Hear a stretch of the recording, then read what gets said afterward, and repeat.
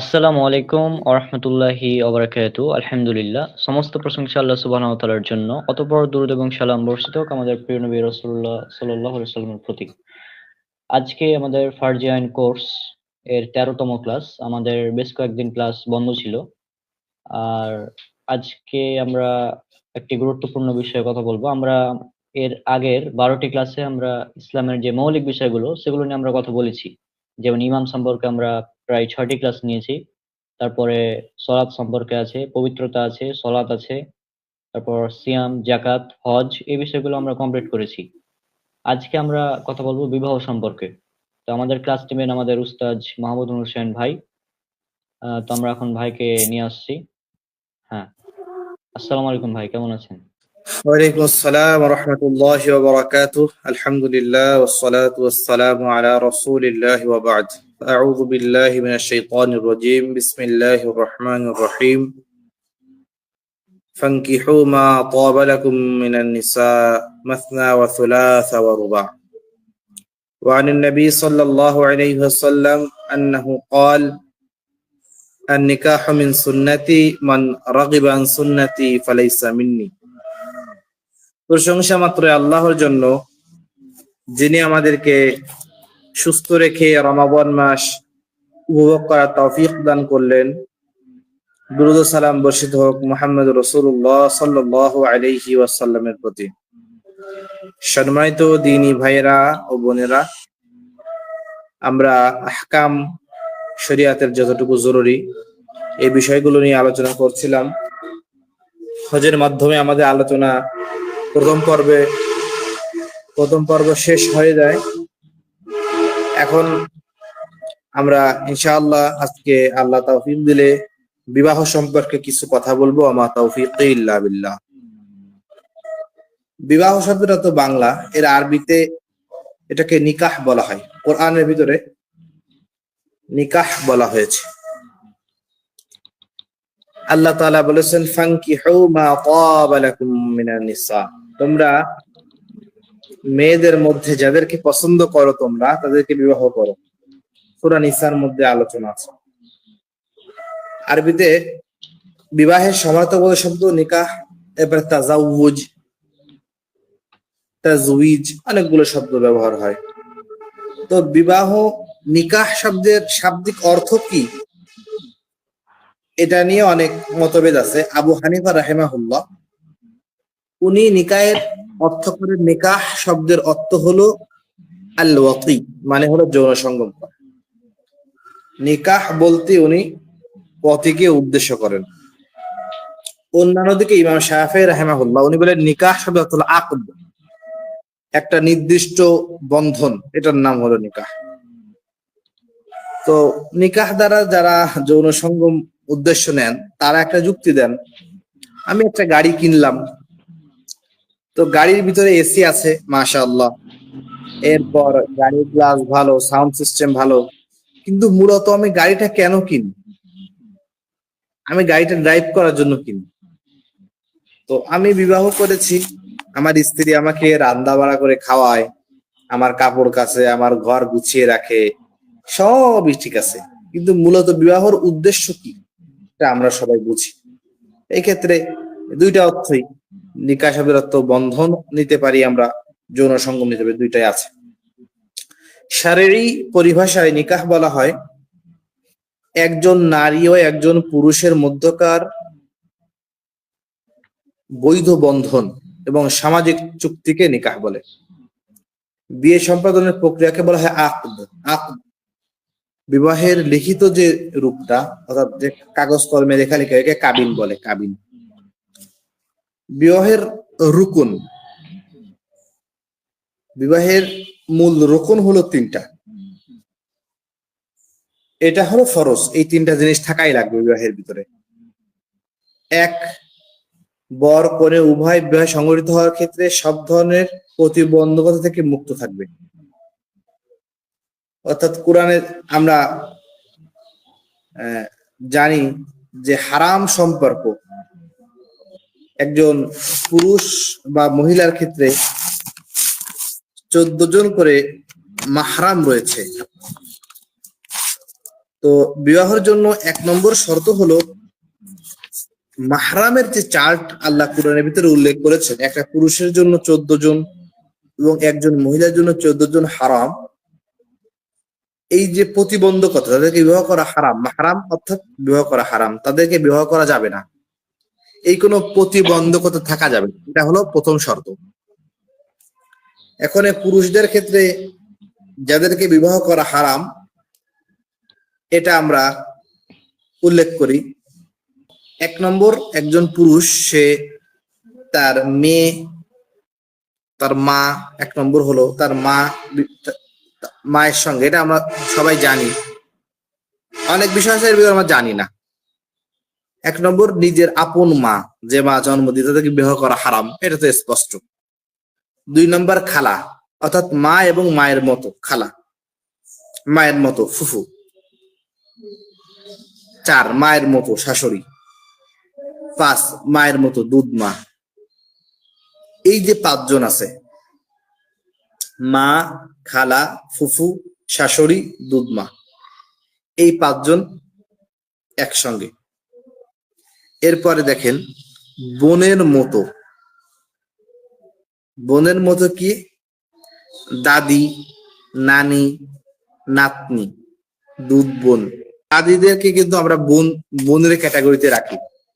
এরপর নানি, তারপরে নাতনি, নাতনি অর্থাৎ মেয়ের ঘরের যে মেয়ে। এরপরে দুধ বোন, ভাইয়ের মেয়ে। জি জি, ভাইয়ের মেয়ে, বোনের মেয়ে, ছেলের বউ। এই যে 14 জন আছে, এনাদেরকে বিবাহ করা আল্লাহ তাআলা হারাম করেছেন। যারা আমার মাহরাম, তাদেরকে বিয়ে করা আমার জন্য হারাম। আর যারা গায়রে মাহরাম, তাদেরকে বিয়ে করা আমার জন্য জায়েজ। আমি আরেকবার বলি, মা, খালা, ফুফু, শাশুড়ি, দুধ মা, বোন, দাদি, নানি, নাতনি, দুধ বোন, মেয়ে, ভাইয়ের মেয়ে, বোনের মেয়ে, পুত্রবধূ, ছেলের বউ। এনাদেরকে বিবাহ করা একজন পুরুষের জন্য হারাম। আমাদের দুধ বোনের সম্পর্কটা অনেকে বোঝে না। দুধ বোনের ক্ষেত্রে আমাদের অনেকেই হয়ে যায় আমার খালাতো বোন, তাদেরকে বিয়ে করা আমার জন্য জায়েজ, বা চাচাতো বোন। কিন্তু যদি আমি আমার চাচির দুধ আমি পান করে থাকি, সেই ক্ষেত্রে কিন্তু সে আমার জন্য হারাম, এবং তার মেয়েও হারাম। তার উপরের দিক থেকে তার মা, এরপর তার উপরের দিক, তারাও আমার জন্য হারাম হবে। এই জন্য দুধ মা, দুধ বোন, এই সম্পর্কটাও আপন সম্পর্কের মতো, শুধু তারা মেরাজ বা ধন সম্পদের মালিক হয় না, বাকি সবগুলো সম্পর্ক তারা যাদের ভিতরে থাকে। এরপর আরেকটা দেখেন প্রতিবন্ধকতা বিয়ের ক্ষেত্রে, ওয়ালির অনুমতি না নিয়ে বিবাহ করা। আমাদের বাংলাদেশে অভিভাবকের অনুমতি ছাড়া বিবাহ, এটা অহরহ ভাবে হচ্ছে, কিন্তু এটা হাদিসের ভিতরে রাসূলুল্লাহ সাল্লাল্লাহু আলাইহি ওয়াসাল্লাম স্পষ্ট ভাবে নিষেধ করেছেন। মেয়েদের ক্ষেত্রে মাহরামের চার্ট মোট 14 জন।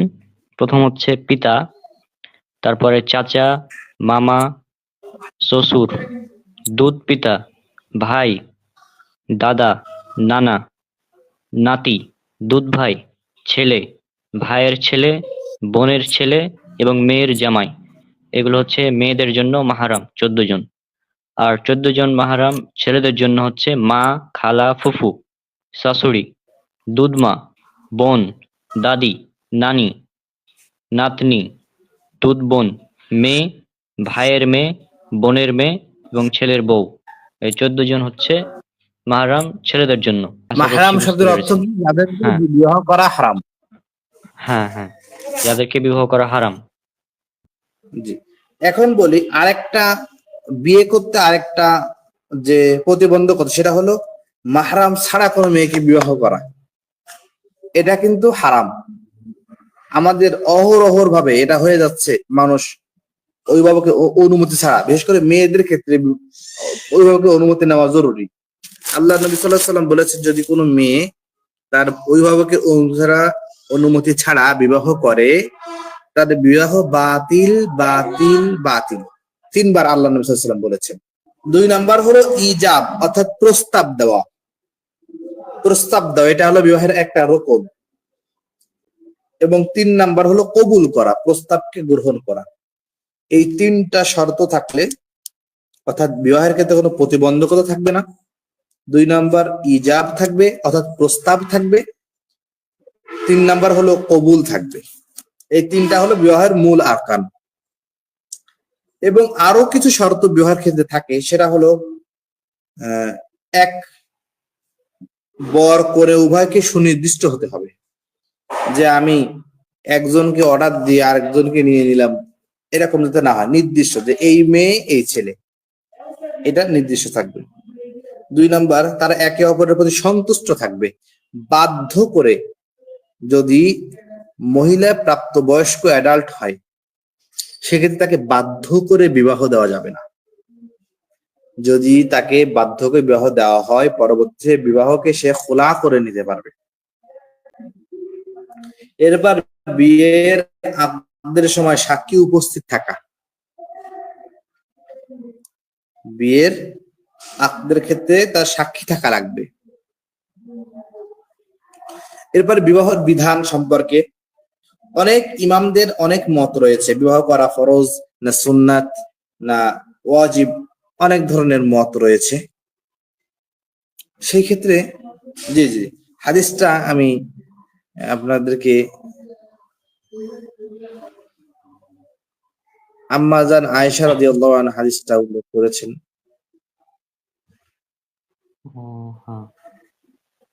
বাবু মা জা লা নিকাহা ইল্লা বিওয়ালিয়্যিন, এটা এমন একটা অধ্যায় যে লা নিকাহা, কোনো বিবাহ নেই, কোনো প্রকার কোনো বিবাহ হবে না, ইল্লা বিওয়ালিয়্যিন, ওয়ালি ছাড়া। অর্থাৎ মহিলাদের ক্ষেত্রে, পুরুষদের ক্ষেত্রে ওয়ালির প্রয়োজন নেই। এই যে হাদিসটা দেখেন, হ্যাঁ, এখান থেকে আইয়ুমা ইমরাতিন আন আয়েশা রাদিয়াল্লাহু আনহা আন্না রাসূলুল্লাহ সাল্লাল্লাহু আলাইহি ওয়াসাল্লাম قال আইয়ুমা ইমরাতিন, যদি কোনো মহিলা নকিহাত, তাকে বিবাহ দেওয়া হয়েছে, বা নাকাহাত, সে বিবাহ করেছে, মিন গায়রি ইযনি ওয়ালিয়্যিহা, তার ওলির অনুমতি ছাড়া, ফানিকাহুহা বাতিলুন, ফানিকাহুহা বাতিলুন, ফানিকাহুহা বাতিলুন। নবীজি বলেছেন তার বিবাহ বাতিল, তার বিবাহ বাতিল, তার বিবাহ বাতিল। আল্লাহ নবী 3 বার বলেছেন। বিবাহের ক্ষেত্রে যে শর্তগুলো, এটা স্পষ্ট রাসূল সাল্লাল্লাহু আলাইহি ওয়াসাল্লামের হাদিস। এরপর শর্ত 1 নম্বর হলো বর এবং কনেকে নির্দিষ্ট হওয়া লাগবে। 2 নম্বর হলো একে অপরের প্রতি সন্তুষ্ট হওয়া লাগবে। 3 নম্বর হলো আকদের সময়, বিবাহ যখন সংগঠিত হবে, এই সময় সাক্ষী থাকা লাগবে, কমসে কম 2 জন সাক্ষী থাকা লাগবে। বিবাহের বিধান কি, বিবাহের হুকুম কি, যেমন সালাত, ফরজ সালাত করা ফরজ, এরপরে ওয়াজিব, এরকম স্টেপ আছে। সেই ক্ষেত্রে বিবাহের হুকুমটা কি, এই বিষয়ে অনেক ইমামদের যে মতভেদ আছে, আমি আপনাদেরকে বলি যে বিবাহটা মূলত এক একজনের ক্ষেত্রে এক এক ওষুধ। ডাক্তার সাহেব 2 জনের জ্বর হলে 2 রোগীকে একই ওষুধ দেয় না, রোগী হিসাবে ওষুধের ভিন্নতা হয়, রোগ একই হওয়ার পরেও। তো আমাদের বিবাহের ক্ষেত্রে সাধারণভাবে আমি বলছি কার জন্য কি হুকুম। 1 নাম্বার হলো যে ব্যক্তির যৌন চাহিদা রয়েছে, অর্থাৎ তার যৌন চাহিদা তার মধ্যে রয়েছে, কিন্তু তার তাকওয়া দ্বারা, তার আল্লাহ ভীততার জন্য সে জিনায় জড়ায় যাওয়ার তার কোনো সম্ভাবনা নেই। সেই ক্ষেত্রে তার জন্য বিবাহ করা সুন্নাত। তারা জিনায় লিপ্ত হওয়ার আশঙ্কা রয়েছে, তাদের জন্য বিবাহ করা ওয়াজিব। অর্থাৎ আশঙ্কা, অর্থাৎ সে মনে মনে ভাবছে, অর্থাৎ এবিলিটি কিন্তু সবাই থাকা লাগবে, এবিলিটি ছাড়া তো বিবাহ করতে পারবে না। স্ত্রীর হক, খাবার, ভরণ পোষণ, এগুলো তো দেওয়াই লাগবে। কিন্তু এই ক্ষেত্রে আপনি দেখছেন যে আমার এবিলিটি আছে, আবার আমার মনে মনে ভয় আছে যে আমি জিনা করে ফেলবো। এই যে ভয়টা, এই আকাঙ্ক্ষা, এই আকাঙ্ক্ষা, এই আশঙ্কা থাকার জন্য তার জন্য বিয়ে করা ওয়াজিব হয়ে যায়। তিন নাম্বার ফরজ হয়ে যায় বিবাহ করা অনেক সময়, যার দৃঢ় বিশ্বাস আছে এবং অনবরত গুনহার ভিতরে সে লিপ্ত, আবার তার এবিলিটিও আছে, সেই ক্ষেত্রে তার জন্য বিবাহ করা ফরজ হয়ে যায়। কারণ সে বিবাহ না করে তার উপায় নেই, সে অনবরত গুনাহের সাথে লিপ্ত হচ্ছে। বিবাহ করা ওয়াজিব কার জন্য বললাম, সেটা হলো যার আশঙ্কা বা আকাঙ্ক্ষা রয়েছে সে বিবাহ না করলে হয়তো বা সে জিনার সাথে লিপ্ত হয়ে যাবে, তার জন্য বিবাহ করাকে ওয়াজিব বলা হয়। সর্বশেষ ফরজ বলা হয় কার জন্য, যার দৃঢ় বিশ্বাস রয়েছে যে বিবাহ যদি সে না করে সে গুনাহ করে ফেলবেই, এটা তার দৃঢ় বিশ্বাস, সেক্ষেত্রে তার জন্য বিবাহ করা ফরজ। তাহলে আমরা তিনটা জিনিস বুঝলাম, পজিটিভ থিঙ্কের তিনটা জিনিস, কারোর জন্য সুন্নাত, কারোর জন্য ওয়াজিব, কারোর জন্য ফরজ। আবার বিবাহ করা কারোর জন্য নাজায়েজ বা হারাম আপনি বলতে পারেন। যদি কোনো মানুষের যৌন চাহিদা না থাকে, যেমন পুরুষত্বহীন বা বয়স্ক হয়ে গেছে,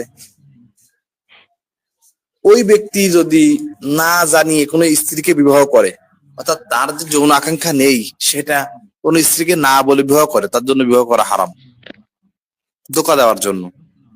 কিন্তু যদি সে এমন হয় তার এবিলিটি আছে, ধন সম্পদ আছে এবং স্ত্রীটাও অসহায়, মেয়েটাও, সেই ক্ষেত্রে তার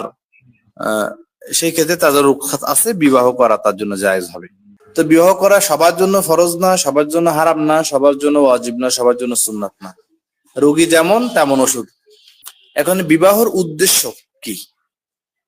বিবাহর উদ্দেশ্য আল্লাহ নবী সাল্লাল্লাহু আলাইহি সাল্লাম তিনি বলেছেন যে ইয়া মা'আশারাশ শাবাব, মিশকাতুল মাসাবি বিবাহ অধ্যায়ের প্রথম হাদিস, মিশকাতুল মাসাবি বিবাহের অধ্যায়, কিতাবুন নিকাহ। আল্লাহ নবী বলেছেন ইয়া মা'আশারাশ শাবাব, হে যুব সমাজ, হে যুবকেরা, মান ইসতাতা মিনকুমুল বাতা ফালিয়াতাজাওয়াজ, তোমাদের ভিতরে যারা বিবাহ করে ইস্তিতাআত রাখো, বিবাহ করার সামর্থ্য রাখো, ফালিয়াতাজাওয়াজ, সে যেন বিবাহ করে নাও।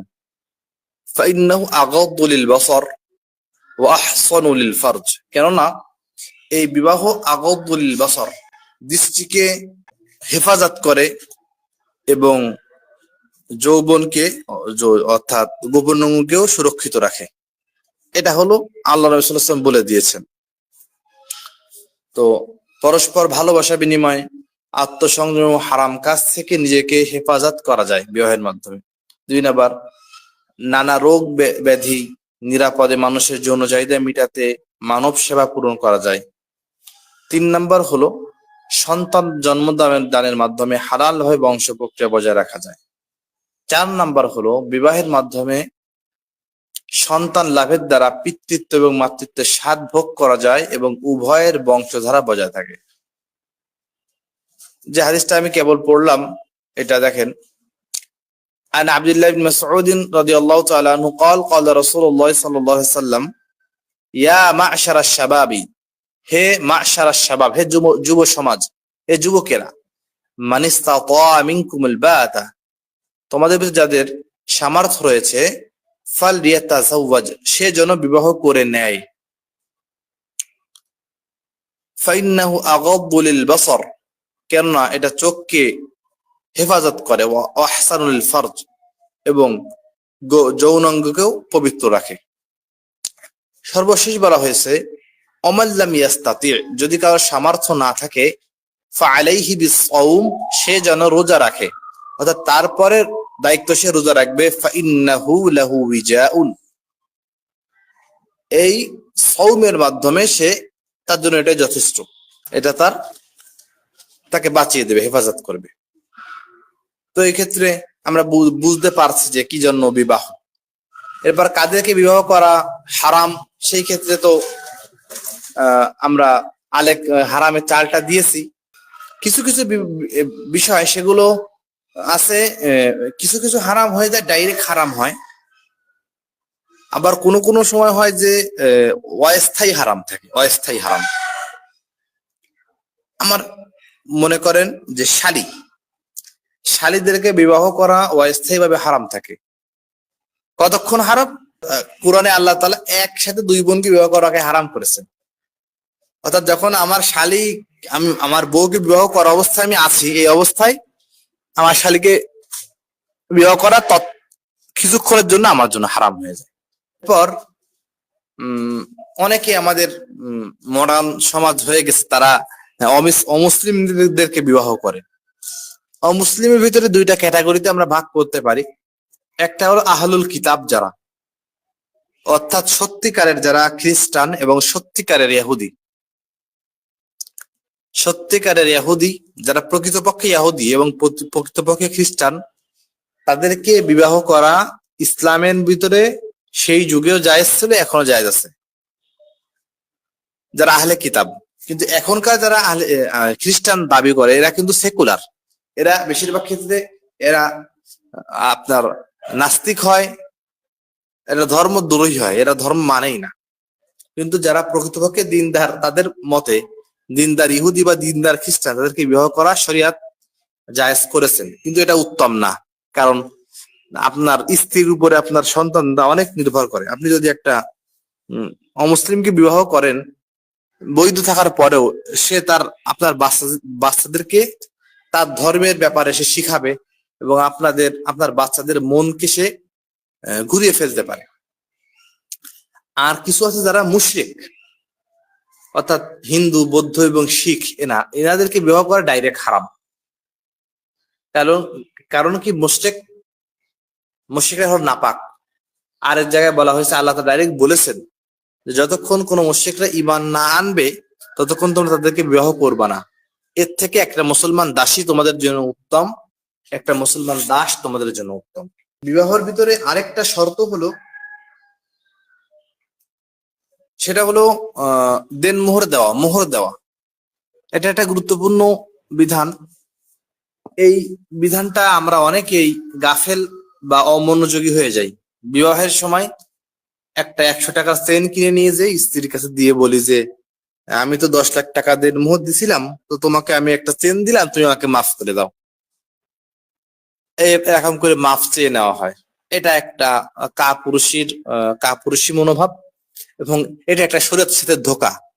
আপনার যদি অ্যাবিলিটি থাকে যে আপনাকে একটা চেন দেওয়ার টাকা আছে, তো আপনাকে প্রথম নসিহত আমি করবো যে আপনি বিবাহ করেন না।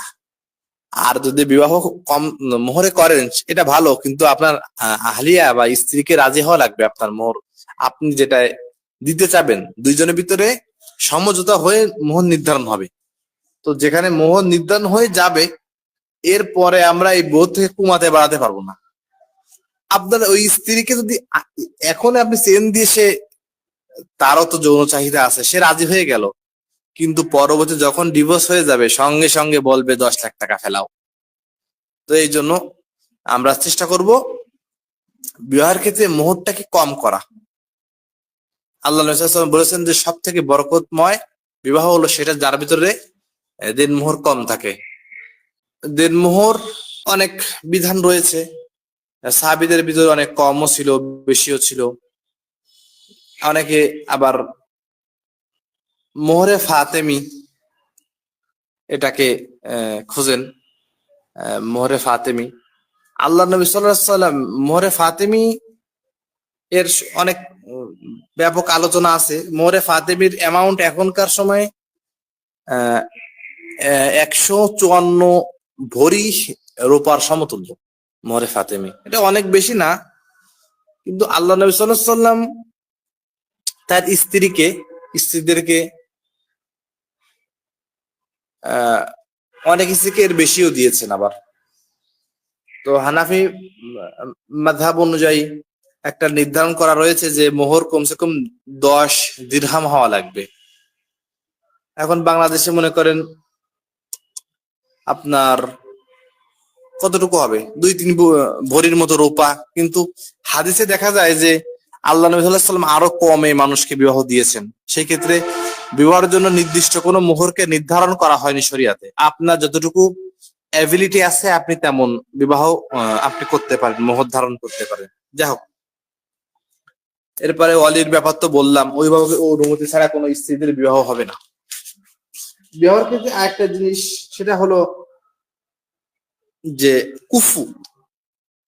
সূরা ইখলাসের ভিতরে আছে না, ওয়ালাম ইয়াকুল্লাহু কুফুয়ান আহাদ, আল্লাহ তাআলার কোনো কুফু নেই। কুফু শব্দটা হলো সমকক্ষ। তো এটা মিলানো দরকার, না হলে কি হয়, শরীয়তের ক্ষেত্রে এটাকে আমি ফরজ ওয়াজিব এমন বলা যায় না, কিন্তু এটা কুফু না মিলালে কয়দিন পরে হয়ে যায় ডিভোর্স।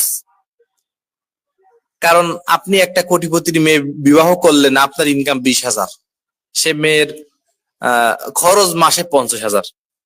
তো যদি থাকতে পারে তো আলহামদুলিল্লাহ, কিন্তু যদি আপনি রাখতে না পারেন তাকে, সেক্ষেত্রে তালাক তো হয়েই যাবে। এই জন্য উচিত হলো, আমি যে ছেলে আমার থেকে আমার সমবংশের হবে, নাহলে একটুখানি নিচে হবে, নাহলে একটুখানি উপরে হবে, এটাকে কুফু বলে। আমি কিতাবের সংজ্ঞা দিচ্ছি। কুফু হলো বিবাহের ক্ষেত্রে বর এবং কনের মধ্যকার এক বিশেষ ধরনের সমঝোতা। দিনদারির ক্ষেত্রে দেখতে হবে সমকক্ষ কিনা, এটাও একটা কুফু। এরপর বংশ, সৌন্দর্য। তো সর্বজন গৃহীত কথা হলো, কুফু শুধু পুরুষের দিক থেকে বিবেচ্য হবে, নারীর দিক থেকে হবে না। অর্থাৎ পুরুষের তুলনায় নারী যতই পিছিয়ে থাকুক না কেন, তাতে কুফুর কোনো বিধান লঙ্ঘন হবে না। অর্থাৎ পুরুষকে নারীর অ্যাবিলিটি সমান হওয়া লাগবে। নারী যদি ছোট বংশের হয়, কোনো সমস্যা নেই, কারণ নারী তো ইনকাম করে পুরুষকে খাওয়ানোর কথা ইসলামে নাই। এই যে কিছু বিধান রয়েছে বিবাহর, এটাই মূলত ফরজ বিধান, এতটুকুই। এর ভিতরে কিছু আছে আবার তালাকের বিধান, এটা নিয়ে আলোচনা করতে গেলে তালাকের সঙ্গে আবার আরেকটা বিষয় বিধান চলে আসে, সেটা হলো উত্তরাধিকার, অর্থাৎ বংশের যে ভাগ, জমি জায়গার ভাগ। এটা কিছু আমাদের জানা প্রয়োজন। না জানার কারণে আমাদের আর কেন আল্লাহ তাআলা এই বিধানগুলো করলো, এটা নিয়ে আল্লাহ তৌফিক দিলে আমরা কালকে ইনশাআল্লাহ আলোচনা করবো। এই হলো একটা বিষয়। আমরা বিবাহ নিয়ে যতটুকু কথা বললাম, এতটুকুই একজন মানুষের জানার জন্য জরুরি বিবাহ করার আগে। আর একটা সর্বশেষ একটা হাদিস আমি বলি, ওই কিতাবুল মিশকাতের ভিতরে হাদিসটা আছে, ওই আপনি বিবাহের অধ্যায়ের ভিতরে আল্লাহ নবী সাল্লাল্লাহু আলাইহি সাল্লাম বলেছেন যে মেয়েদেরকে বিবাহ করা হয় 4টা জিনিস দেখে। তুনকাহুল মারআতু লি 40, মেয়েদেরকে বিবাহ করা হয় 4টা জিনিস দেখে। এটা সুন্নাত না, এটা হলো আরবদের রীতি, আর বাংলাদেশে ও সব দেশেই এটা করে মানুষ। 4টা জিনিস দেখে বিবাহ করে, এটা সুন্নাত বলা হয়নি। লি মালিহা, তার সম্পদ দেখে বিবাহ করে মানুষ। ওয়ালি হাসাবিহা, বংশ দেখে। ওয়ালি জামালিহা, তার সৌন্দর্য দেখে। ওয়ালি দীনিহা, তার দিনদারিতাও দেখে। এই যে আলহামদুলিল্লাহ হাদিসটা বের হয়ে গেছে। عن أبي هريرة رضي الله عنه قال قال رسول الله صلى الله عليه وسلم تنكح المرأة ل40 لمالها ولحسبها ولجمالها ولدينها। 4টা জিনিস। লিমালিহা, তার সম্পদ দেখে তাকে বিবাহ করা হয়, বড় বংশের মেয়ে বিবাহ করো। ওয়ালি হাসাবিহা, তার বংশ দেখা হয়, হাসাব বংশ। ওয়ালি জামালিহা, তার সৌন্দর্য দেখা হয়। ওয়ালি দীনিহা, তার ধার্মিকতা, দিনদারিতা দেখানো হয়। আল্লাহ নবী বলেন ফাযফার বিযাতিদ দ্বীন, আমার উম্মত তোমরা সবগুলো দেখবা কিন্তু ফাযফার বিযাতিদ দ্বীন, তোমরা দ্বীনের জিনিসটা, দিনদারিতাকে গুরুত্ব বেশি দিবা। তারিবাত ইয়াদাক, না হলে তোমার হাত ধ্বংস হয়ে যাবে, ধুলো মলিন হয়ে যাবে, তুমি ধ্বংস হয়ে যাবে।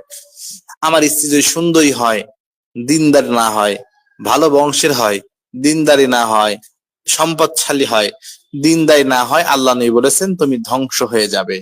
আমরা এখন অনেকেই বুঝতে পারছি এই অবস্থাটা। আমরা মনে করি যে একটা বদ্দিন মেয়েকে বিবাহ করে তাদেরকে হেদায়েত দিয়ে নসিহত করে আমি আল্লাহওয়ালা বানাবো। এটা হলো একটা বেকা গাছ, আপনি সোজা করার মতো, এটা সম্ভব হয় না।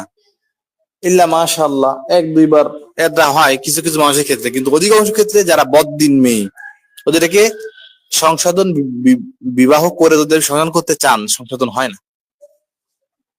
এই জন্য আমরা এই 4টা জিনিস দেখবো, কিন্তু মূলত হলো দিনদারিতা দেখে বিবাহ করব। আল্লাহ তাআলা আমাদেরকে তৌফিক দান করুন। ভাই জি, হ্যাঁ, এখানে এখানে একটা ব্যাপার আছে, হ্যাঁ, যে আমি একটা খারাপ আপনি মেয়েকে মানে বদ্দিন মেয়েকে দেখে শেষ করে বিয়ে দেন। করবো, ওর বাপ ও মেয়ের বাবা ওকে 20 বছর ধরে মানুষ করে ওকে ভালো করতে পারেনি, আর তুমি 20 বছর পর বিয়ে করে মানে খুব একদম মানে হেদায়েত দিয়ে দেবে, এটা কোনো কথা হলো? মানে এটা হাস্যকর। জি জি। আর বাপ মা 20 বছর 15 বছর 20 বছর ধরে এই করতে পারেনি, আর ও নাকি বিয়ে করার পর দিনদার বানিয়ে নিবে। মানে এর চাইতে হাস্যকর কি হতে পারে? হ্যাঁ,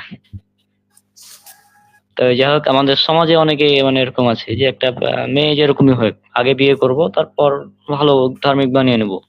হ্যাঁ, কারণ এখনকার ইসলাম তো ফোর্থ সাবজেক্ট, মানে ইসলামকে গুরুত্ব দেওয়া হয় না। আর বিয়ের ক্ষেত্রে যত ধরনের কুসংস্কার আছে এগুলো নিয়ে কথা বলতে গেলে তো অনেক। হ্যাঁ, ডিজে ছাড়া তো বিয়ে হবে না এখন বর্তমানে। তো এগুলো বলছি না আমি, আমার একটা সিরিজ আছে, বিবাহ সিরিজ, এখানে বিস্তারিত ভাবে সব আলোচনা করা আছে প্রায়।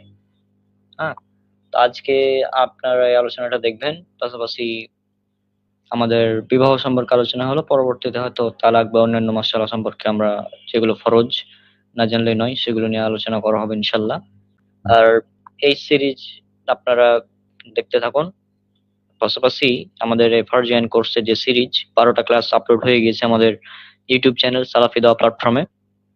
হ্যাঁ, আমাদের ইউটিউব চ্যানেল সালাফি দাওয়া প্ল্যাটফর্মে এগুলো আপলোড করা আছে অলরেডি। আর আমাদের ফারজাইন কোর্সে যে ফরজ বিষয়গুলো নিয়ে কথা বলা হচ্ছে, এটা হচ্ছে শুধুমাত্র যে বিষয়গুলো মানুষের না জানলেই নয়, অর্থাৎ ফরজ বিধান। যেমন ইসলামের মূল ভিত্তি 5টি আমরা আলোচনা করেছি: সলাত, সিয়াম, যাকাত, হজ এবং কালিমা প্রথমে। তো এগুলো নিয়ে আমরা অলরেডি কথা বলেছি, এবং এর এর জন্য আমরা 12টা ক্লাস আমাদের রয়েছে ইউটিউবে। এই 12টা ক্লাস আপনারা দেখবেন। এরপর আজকে আমাদের বিবাহ নিয়ে ক্লাসটা হলো, এটা আপনারা দেখবেন। আশা করছি আপনারা অনেক উপকৃত হবেন। আর আমরা চেষ্টা করব এই সিরিজের পর একটা বই বের করার, মানে এই সিরিজের ফারজাইন কোর্সের একটি বই আমরা বের করার চেষ্টা করব। সেখানে আমরা সব আলোচনার গুলো সাথে আরো কিছু এক্সট্রা অ্যাড করে রেফারেন্স গুলো আমরা অ্যাড করে দেবো ইনশাল্লাহ। তো আমরা কাজ করছি, সময় লাগবে হয়তো। তো আজকে আমরা বিদায় নিচ্ছি, ইনশাল্লাহ দেখা হবে পরবর্তীতে। সব আমার জন্য দোয়া করবেন। আর আমার যে বিবাহ সিরিজ রয়েছে সেটা আজকে আমি চেষ্টা করবো আজ থেকে আপলোড করার। 15টা ভিডিও আছে, সেগুলো আমরা আজ থেকে আপলোড করার চেষ্টা করবো। আর 15টা ভিডিও না দেখলেও আমার একটা ফুল ভিডিও আছে বিবাহ সিরিজের, 1 ঘন্টা 15 মিনিটের। সেটা যদি আপনারা দেখে নেন তাহলে এনাফ আশা করি। হ্যাঁ, তো আজকে আমরা বিদায় নিচ্ছি, দেখা হবে ইনশাল্লাহ পরবর্তীতে। সবার জন্য দোয়া করবেন। আসসালামু আলাইকুম ওয়া রাহমাতুল্লাহি ওয়া বারাকাতুহু।